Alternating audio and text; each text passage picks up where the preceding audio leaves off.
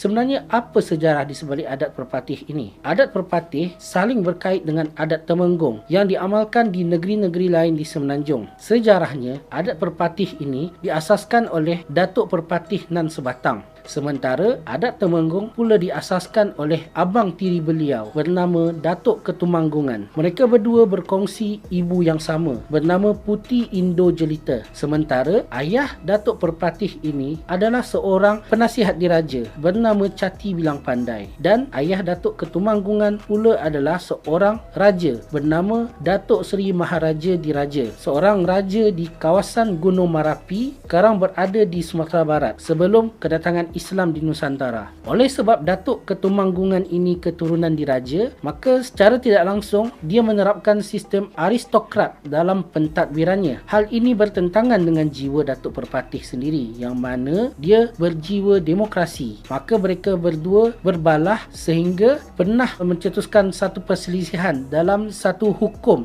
iaitu Undang-Undang Tarik Balas, di mana hukum tersebut siapa yang membunuh harus dibunuh. Maka perselisihan ini akhirnya diakhiri dengan Datuk Perpatih tersebut menikam satu batu yang sekarang batu tersebut bernama Batu Batikam di kawasan Pagaruyung, Sumatera Barat sebagai satu tanda perdamaian. Memandangkan jiwa orang Minangkabau yang suka merantau dan mengembara ke tempat baru, maka orang-orang Minangkabau ini pergi merantau ke beberapa kawasan berdekatan Sumatera, termasuklah ke Semenanjung Malaysia ini, di mana mereka membuka kawasan Negeri Sembilan pada abad ke-14, kawasan Bayan Lepas di Pulau Pinang oleh Nakhoda Bayan, Nakhoda Intan dan Nakhoda Kecil pada awal abad ke-18, serta beberapa kawasan di Kuala Lumpur ini seperti Kerinci dan Bangsa pada akhir abad ke-19.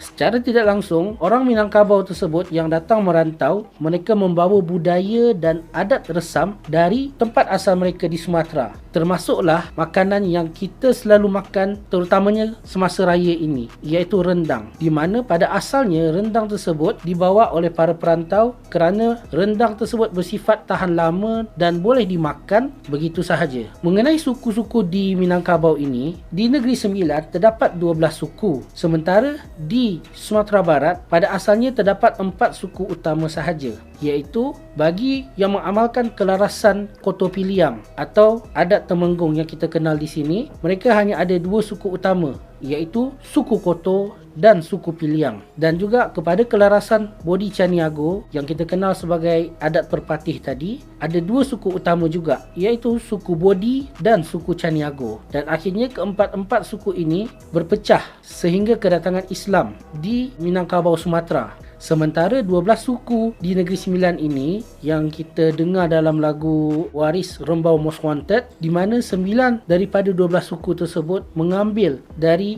nama tempat asal mereka dari Sumatera tersebut, seperti Payakumbuh, Simolenggang, Batu Hampar, Batu Bolang, Solomak, Mungka, Tiga Batu, Tiga Nenek dan Tanah Datar.